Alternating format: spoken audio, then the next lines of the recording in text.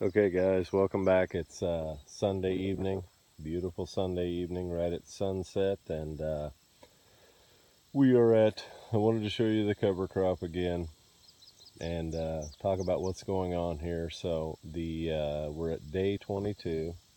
There's the soybean row. The soybeans are finally getting it into gear.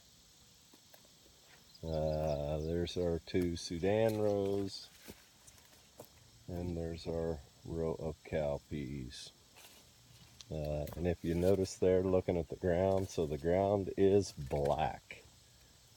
Friday night, we had 270 of rain, 2 inches and 70 hundredths of rain. And so we are back in business for a while, especially on this bottom ground. So what happened between now and the last video? A couple things I want to talk about. I want to give you the down here at the row level. So I was planting 205,000 in the row, 205, 6, 7,000 population.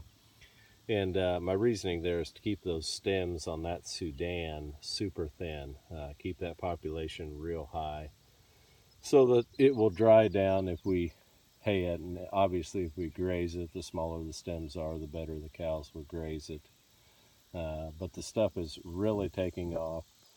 Looking at the field there, you can also see that the field is super flat.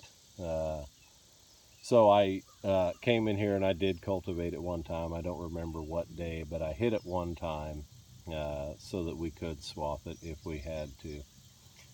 So last week we had, it was about the worst week of the year, temperature wise. Thankfully, the last time I showed you this field, we'd had a little over, an inch 30, a little over an inch of rain.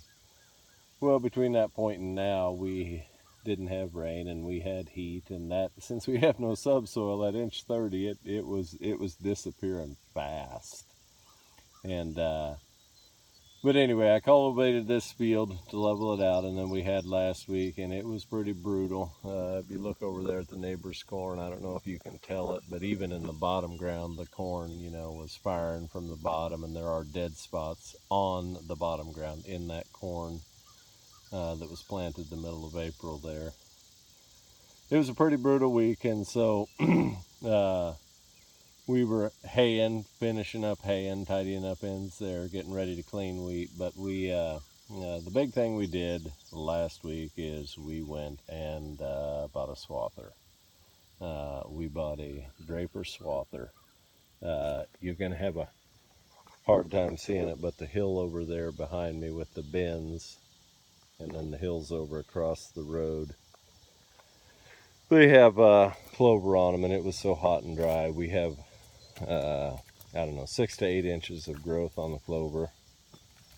Here, when we get up on this higher ground here a little bit, the bean emergence was a lot poorer, and we have a fair amount of foxtail coming, but the cowpeas are really doing good. Anyway, the clover was not very tall, and I'd wanted a Draper swather for a long time, so neighbor had a Draper swather and they were willing to sell it, and so we went and bought the Draper swather so that we will be able to hopefully drape the red clover.